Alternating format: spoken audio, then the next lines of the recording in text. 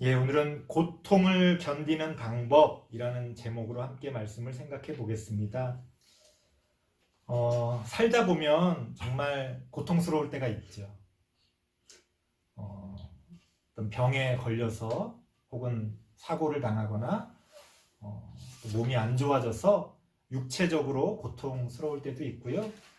또 더 많은 경우에 정신적으로 마음이 또 고통당할 때가 있습니다. 누군가한테 말할 수 있는 고통도 있겠지만 정말 말할 수 없는 그런 고통도 존재합니다. 어떤 고통이 크냐 작냐 말할 수 없을 정도로 개인적으로 느끼는 그 고통은 정말 아무도 추측할 수 없는 그런 어떤 형태로 우리에게 다가옵니다. 저도 여러분도 아시겠지만 한 2년 전, 3년 전에 몸이 많이 아파가지고 되게 힘들었어요. 몸이 아프면 마음도 아파지는 것 같아요. 또 마음이 아프면 또 그 기간이 길어지면 몸도 아파지고요. 그 아주 생생한 고통 가운데서 야, 이거를 어떻게 견뎌야 하지? 이걸 어떻게 해야 되지? 뭐 약을 먹어도 안 되고 주사를 맞아도 안 되고 뭐 어떻게 도저히 할 수 없는 그런 상황 가운데서 이런저런 많은 생각을 했습니다. 차라리 뭐 약을 먹고 좀 괜찮아진다거나 뭐 병원에 가서 수술을 해서 뭐 나을 수 있다거나 뭐 어떻게 이렇게 저렇게 해서 그 고통을 이렇게 낮출 수 있다면 사실 큰 문제가 아닐 거예요. 도저히 어떻게 할 수 없는 그러한 상황 가운데서 우리는 방법을 찾게 됩니다. 세상에 이런저런 사람들의 충고가 있지만 우리는 성경에서 특히 예수님이 우리의 앞서 걸어가신 그 길을 우리가 생각해 봄으로써 예수님에게 배울 수 있을 것 같습니다. 오늘 본문을 보면 십자가의 죽음을 눈앞에 둔 그 예수님께서 아마도 성경에 일일이 다 기록되어져 있지 않지만 굉장히 심한 그런 어떤 고통을 겪지 않으셨을까 우리가 추측해 볼 수가 있습니다. 사실 그렇잖아요. 모르고 당하는 것보다요, 알고 당하는 게 더 힘듭니다. 차라리 그냥 모르면 하다가 그냥 어떻게 그냥 넘어가는데 알고 있는 것들을 감당하려고 할 때 우리는 더 힘들죠. 그 고통을 알기 때문에, 그 고난을 알기 때문에, 그게 얼마나 힘든지 알기 때문에 우리는 견디기가 어렵습니다. 예수님도 그러셨을 것 같아요. 십자가의 죽음이라는 걸 아마 그 당시에 십자가의 죽음은 아주 그 사회적으로 마치 그 유흥처럼 사람들에게 보여졌기 때문에 자주 사람들이 그 십자가의 죽음을 목격했습니다. 왜냐하면 사람들이 다니는 길가에다가 사람을 십자가에 매달았기 때문에 사람들이 흔히 볼 수 있는 아주 끔찍한 장면이었어요. 이제 다른 사람이 겪을 때도 힘들었겠지만 이제 그 십자가의 죽음을 내가 겪어야 한다는 걸 생각할 때 와, 그 얼마나 우리가 상상할 수 없을 정도로 예수님께서도 힘드셨을 겁니다. 우리는 자꾸만 예수님을 하나님의 아들이라고 생각을 해서 하나님의 아들이신데 아니요. 예수님은 사람이십니다. 우리는 어떤 위대한 사람들을 보면 저 위대한 사람들은 위대하니까 아니요. 그 사람들도요. 우리랑 똑같은 사람이에요. 겉으로 내색을 안 할 뿐이지 똑같은 고민과 똑같은 염려와 똑같은 고통을 겪고 있습니다. 예수님도 그런 여러분들이 겪는 것과 똑같은 고통. 예수님도 이런 것 때문에 고민하셨을까? 똑같은 고민을 하셨을 거예요. 예수님도 이런 것 때문에 아파하셨을까? 똑같은 아픔을 겪으셨을 겁니다. 그래서 성경에 일일이 그런 것들이 다 설명되어져 있지 않지만 이 십자가의 죽음을 눈앞에 둔 예수님이 얼마나 힘드셨을까. 그래서 오늘 본문에 나오는 이 겟세마네에서 예수님이 한 산에 올라 기도하시는 모습을 통해서 우리는 예수님이 고통을 견디는 방법을 배울 수가 있다는 겁니다. 세 가지로 나눠서요, 우리가 그 예수님에게 어떻게 하면 그 고통을 우리가 견뎌낼 수 있을지에 대해서 한번 살펴보려고 합니다. 36절 말씀해 보면요, 오늘 본문입니다. 같이 한번 읽어볼까요? 36절입니다. 시작. 이에 예수께서 제자들과 함께 겟세메나라 하는 곳에 이르러 제자들에게 이르시되 내가 저기 가서 기도할 동안에 너희는 여기 앉아 있으라 하시고, 예수님이 겟세마네에서 기도하셨다는 거예요. 이게 무슨 의미가 있느냐? 겟세마네라는 단어의 뜻이 무슨 뜻이냐면요, 기름 짜는 틀이라는 뜻이에요. 올리브라든가 그런 어떤 열매들을 집어넣고 강한 힘으로 꼭 짭니다. 동물을 이용해서 꼭 눌러요. 기름을 짜는 거예요. 아주 어떤 의미심장한 뜻을 품고 있습니다. 당시 겟세마네에는 그런 어떤 농장들이 많이 있었고, 그래서 기름 짜는 틀이 많이 있었던 모양이에요. 그래서 사람들이 그 지역을 겟세마네라고 불렀습니다. 그런데 예수님이 그 겟세마네에서 기도하셨다는 거예요. 기름을 짜는 틀, 열매를 꼭 눌러서 기름을 짜내는 그 틀을 상징하는 그 자리에서 예수님은 기도하셨다는 겁니다. 여기에 어떤 뜻이 있을까요? 가장 쉽게 생각할 수 있는 것은 눈물이죠. 우리가 아프고 고통스러우면 눈물이 나잖아요. 우리가 왜 막 하염없이 막 우는 사람들 보면 지나가는 사람이 그런 얘기 하잖아요. 야, 너는 왜 그렇게 질질 짜고 있어? 눈물을 짠다는 표현을 우리가 가끔 쓰지 않습니까? 우리가 고통으로 견딜 수 없을 때 마치 기름 짜는 틀에 들어간 것처럼 우리에게서는 눈물이 흘러 나옵니다. 기도할 때 눈물을 흘리는 것이요, 고통을 견디는 방법이 될 수 있어요. 실제로 의학적으로 눈물은 스트레스 물질을 배출한다고 그래요. 그래서 우리의 고통을 경감시켜 준다고 합니다. 잘 우는 사람은요, 그래서 차라리 괜찮아요. 그 눈물을 통해 면역력이 상승되고요, 오히려 그 상황에서 건강하게 회복되어질 수가 있습니다. 이제 좀 힘든 사람들은 잘 울지 않는 사람들이에요. 남자들이라든가 또 웬만해서는 잘 울지 않는 그런 분들을 보면 오히려 좋은 게 아닙니다. 울지 않는 게 그렇게 좋은 게 아니에요. 우리나라에선 문학 가운데서 이렇게 잘 우는 것에 대해서 좀 부정적으로 생각하는 경향이 있습니다만, 눈물을 흘려야 될 때 눈물을 흘리는 것이 고통을 견디는 방법이 될 수 있습니다. 하지만 오늘 본문에서 이야기하는 기름 짜는 틀이 상징하는 것은요, 단순히 눈물만은 아닙니다. 오늘 성경에도 예수님이 울면서 기도했다, 이런 표현이 나오지는 않아요. 그리고 우리가 기도할 때도 항상 눈물이 나는 건 아니죠. 때로는 너무 힘들 때 눈물조차 나지 않을 때가 있습니다. 그렇다면 도대체 이 겟세마네에서 예수님이 기도하셨다는 것에는 어떤 의미가 있을까요? 병행 구절을 보면요, 누가복음 22장 44절을 보면요, 이런 표현이 나옵니다. 누가복음에만 이 표현이 나와요.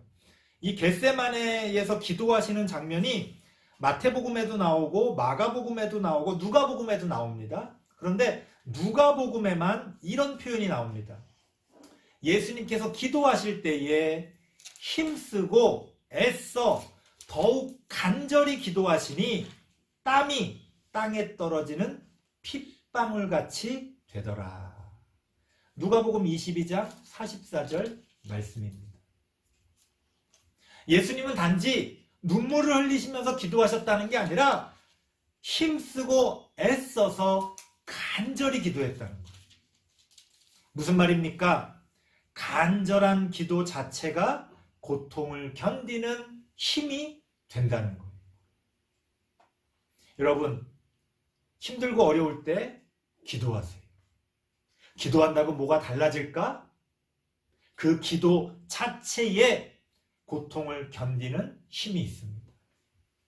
그리고 그 기도를 통하여 하나님이 우리가 고통을 이길 수 있는 길을 열어주신다는 거예요. 그렇기 때문에 우리는 겟세마네에서 기도하신 예수님을 본받아서 고통 가운데 있을 때에 기도할 수 있어야 합니다. 너무 당연한 말 같지만 간혹 굉장히 신앙이 깊다고 하시는 분들조차도요, 굉장히 당황스러운 어떤 일을 겪고 고통 가운데 있을 때 기도하는 걸 잊어버리실 때가 있어요. 내가 왜 기도 안 하고 있었지? 왜냐면 그 일이 너무 크니까 그 일이 감당이 안 돼서 기도할 여유조차 없을 때가 있어요. 그래서 중보의 기도가 필요한 거예요. 사실은 자기가 기도하는 게 가장 좋죠. 하지만 그 사람이 기도할 수조차 없을 때 우리가 그 사람을 위해 기도해 준다면 그 사람은 고통을 견디는 힘을 얻게 된다는 거예요. 그래서 우리는 겟세마네의 이 기도를 본받아서 힘들고 어려울 때, 고통 가운데 있을 때 기도할 수 있어야 됩니다. 그 기도는 단지 눈물을 흘리는 기도여야 한다는 것이 아니라 내 마음을 담은 간절한 기도여야 한다는 거예요. 기도가 안 될 때가 있죠. 기도가 안 나올 때가 있어요. 성경이 뭐라고 말합니까? 힘쓰고 애써서 간절히 기도하라는 거예요. 운동하기 싫을 때 있잖아요. 항상 싫은 것 같아. 생각해보면. 근데 운동하기 싫어도요, 억지로 하면 어때요? 좋죠.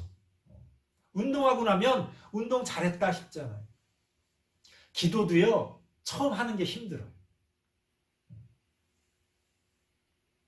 처음 시작이 힘든 것 같아요. 하지만 우리가 기도하면요, 그 기도에는 능력이 있습니다. 우리가 일일이 계산할 수 없는 그 능력이 기도를 통해서 우리에게 주어집니다. 그것은 우리가 고통을 이길 수 있는 그런 방법을 제시해 주고요. 고통을 이길 수 있는 힘을 주고요. 그 고통을 이겨낼 수 있는 길을 우리에게 열어줍니다. 여러분들이 그러한 것들을 꼭 기억하시고 힘들고 어려울 때마다, 고통당할 때마다 기도하시는 여러분들이 되시길 바랍니다. 두 번째는요, 38절입니다. 38절 함께 한번 읽어보겠습니다. 시작. 이에 말씀하시되 내 마음이 매우 고민하여 죽게 되었으니 너희는 여기 머물러 나와 함께 깨어있으라 하시고. 이게 무슨 말일까요? 하나님의 아들이신데 제자들 맨날 예수님이 하시는 말씀 이해하지도 못하고 많이 모자란 그 제자들, 그런데 기도할 때에 그들을 같이 데리고 가셔서 함께 있기를 원하셨다는 것. 고통을 견디는 또 하나의 중요한 방법은요, 누군가와 함께 있는 거예요. 혼자 있는 것보다 함께 있으면 그 고통을 더 쉽게 이겨낼 수가 있습니다. 그렇죠? 너무 고통스러울 때 혼자 있고 싶을 때가 있을 거예요. 그럴 수도 있습니다. 하지만 누군가 옆에 같이 있어줘야 그 고통을 더 잘 견딜 수가 있습니다. 누군가 함께 있어주는 것이 고통을 견디는 방법이 됩니다. 하지만 여기서 또 하나 중요한 것은요, 그냥 함께만 있으면 되는 건 아니에요. 때로는요, 나와 함께 한다고 하는 누군가가 없을 때보다도 더 못한 경우도 있을 수 있어요. 그렇죠? 그래서 성경은 뭐라고 말합니까? 예수님이 뭐라고 말씀하십니까? 나와 함께 깨어 있으라. 제자들은요, 물리적으로는 예수님과 함께 있었어요. 예수님 곁에서 어떻게 하고 있었어요? 졸고 있었어요. 몸은 함께 있었지만 깨어있지 못했어요. 깨어있다는 건 뭐냐? 상대방의 고통에 공감하면서 이해하는 거예요. 그게 깨어있는 거죠. 나의 고통에 공감하며 이해해주는 사람과 함께 한다면 우리는 고통을 견뎌낼 수가 있습니다. 이겨낼 수가 있다는 거예요. 우리에게는 그런 친구가 필요합니다. 우리에게는 그런 가족이 필요합니다. 우리에게는 그런 성도가 필요합니다. 우리가 살아가면서 누군가에게 그러한 함께 해주는 자리를 지켜줄 수 있다면 그것만으로도 얼마나 큰 보람이 되는지 모릅니다.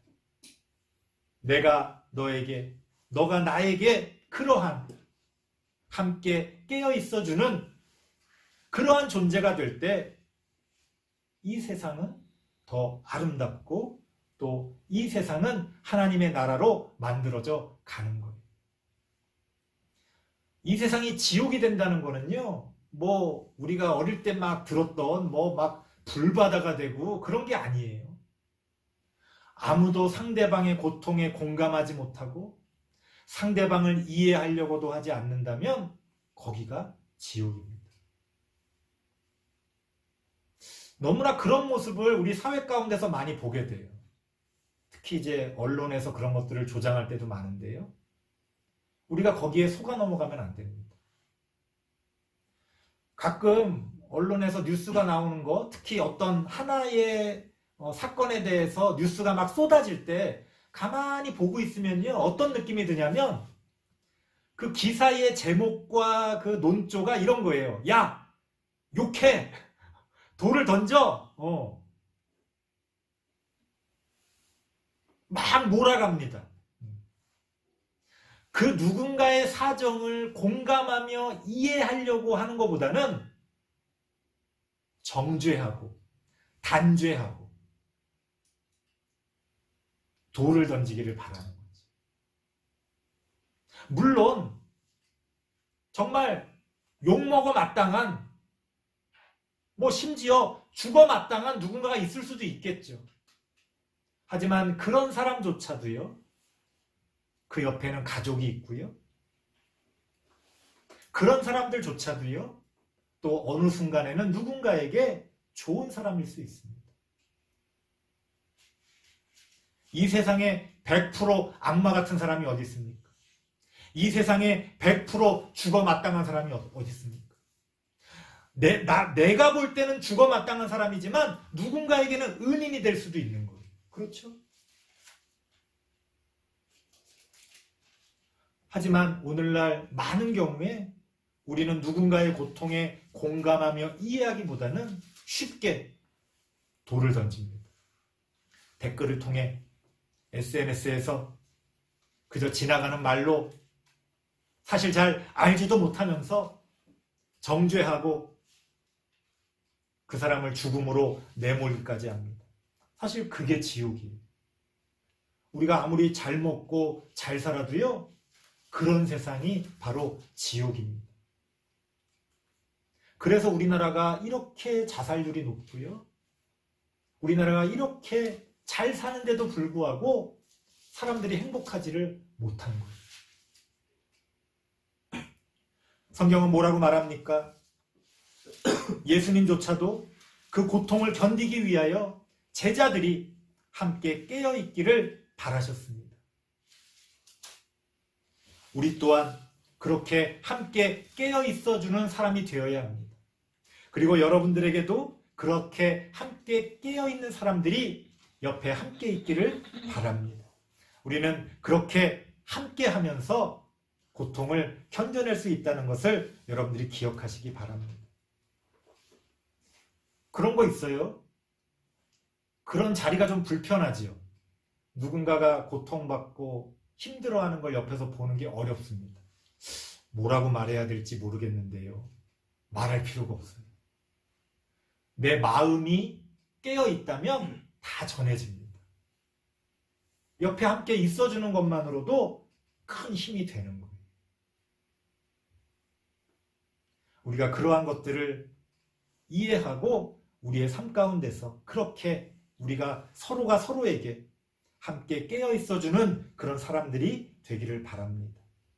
마지막 39절 말씀인데요.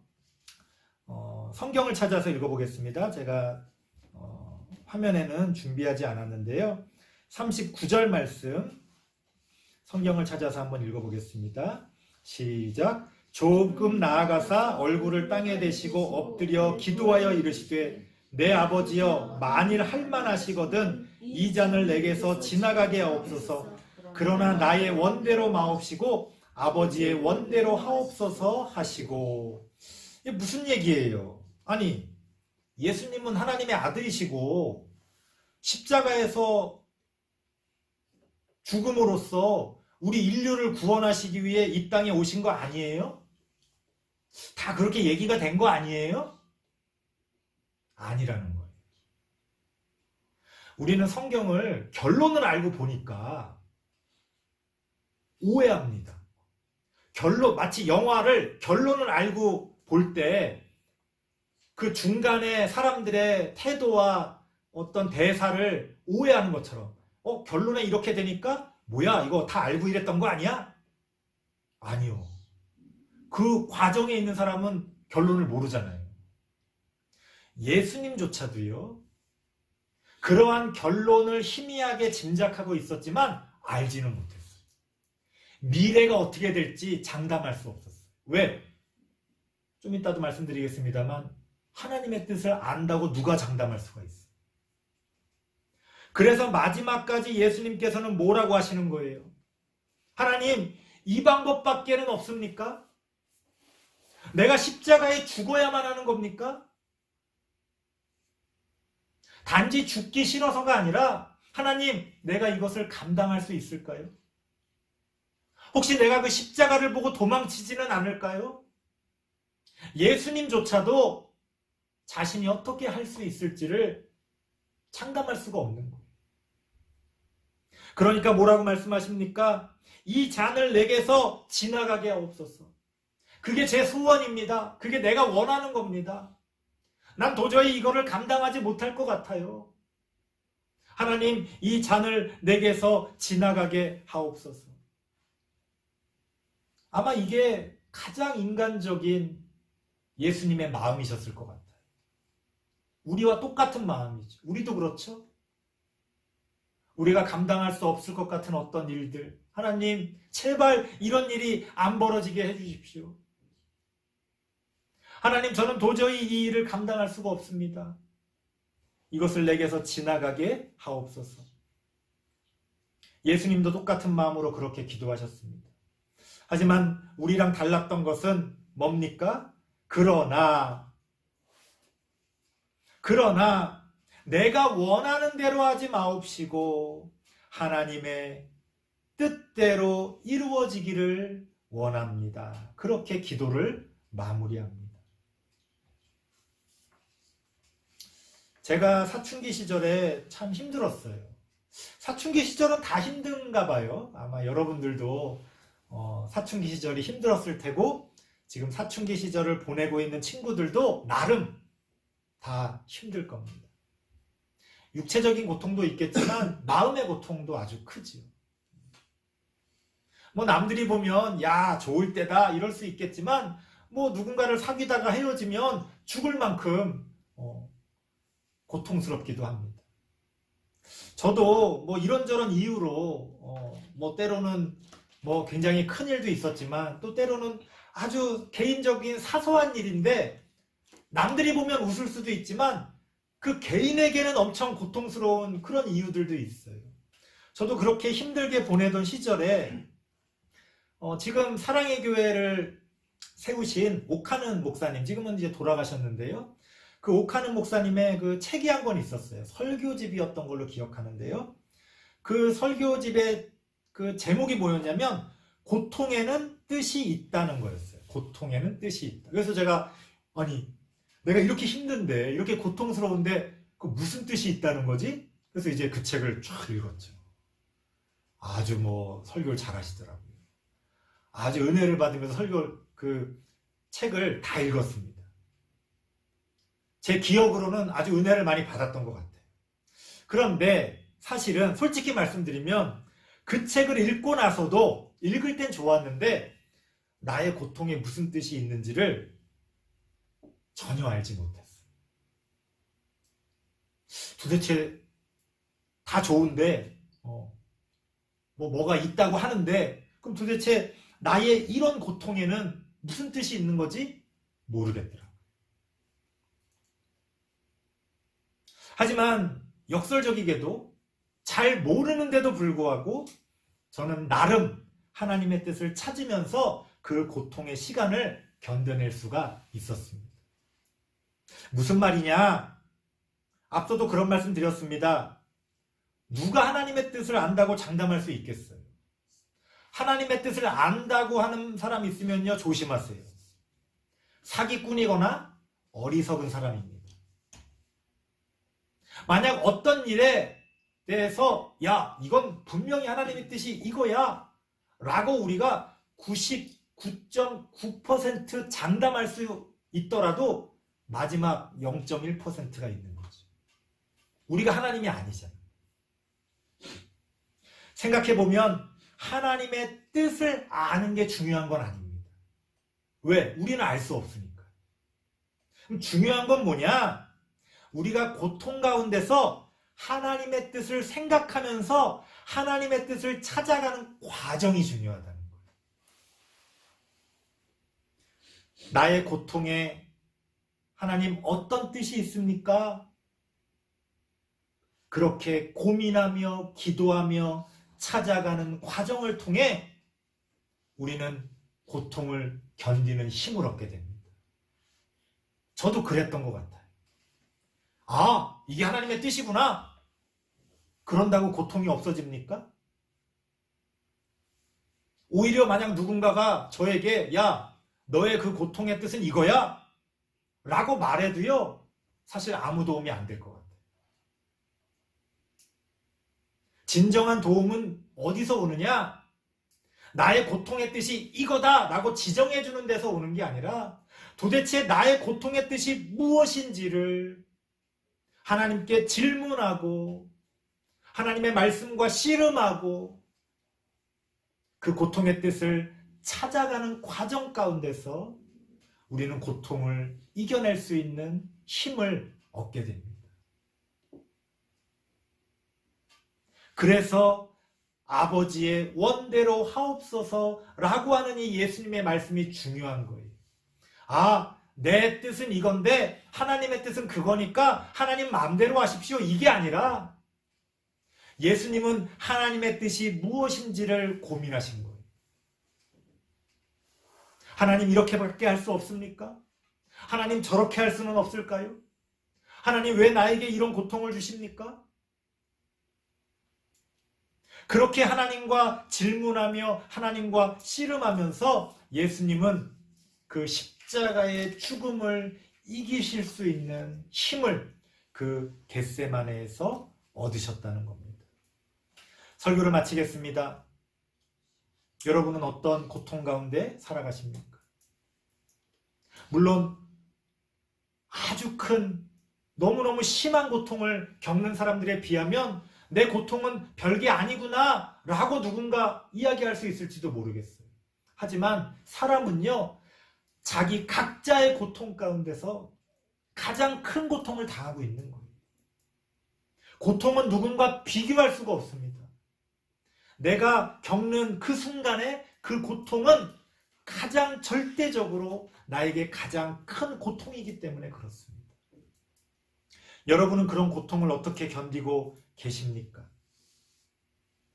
오히려 그것을 인정하지 않고 그것을 피하려고 한다면요, 그것은 결국 다른 데서 엉뚱하게 또 다른 고통으로 우리에게 다가옵니다. 우리는 그것을 피하지 말고 그것을 직면하고 그것을 견뎌내고 그것을 이겨낼 수 있어야 합니다. 겟세마네에서 기도하셨던 예수님을 본받아서 간절히 기도하시기 바랍니다. 함께 깨어있을 친구들, 함께 깨어있을 성도들, 우리가 그렇게 함께 고통을 나누며 그 고통을 이겨내실 수 있기를 바랍니다. 하나님의 뜻을 고민하면서 그 하나님의 뜻을 찾아가는 과정을 통해 또한 고통을 견디며 이겨낼 수 있으시기를 바랍니다. 그렇게 우리가 각자의 고통 가운데서 하나님의 뜻을 생각하고 배워나간다면 언젠가는 그 가운데서 열매를 맺고 하나님의 뜻을 깨닫고 하나님께 영광 돌리는 그런 기쁨의 시간이 돌아올 줄 믿습니다. 우리가 그러한 시간들을 소망하면서 오늘도 잘 견디시는 우리 모든 성도님들 되시기를 바랍니다. 기도하겠습니다. 하나님 감사합니다. 우리는 어떻게 이 고통 많은 인생을 살아가고 있습니까? 하나님 우리의 손을 꽉 붙드시고 우리를 인도하여 주옵소서. 하나님 안에서 감당치 못할 시험은 주시지 않는다고 하셨사오니 우리가 이겨낼 수 있도록 하나님 우리에게 힘 주시고 지혜를 주시고 함께하여 주옵소서. 예수님의 이름으로 기도드리옵나이다. 아멘.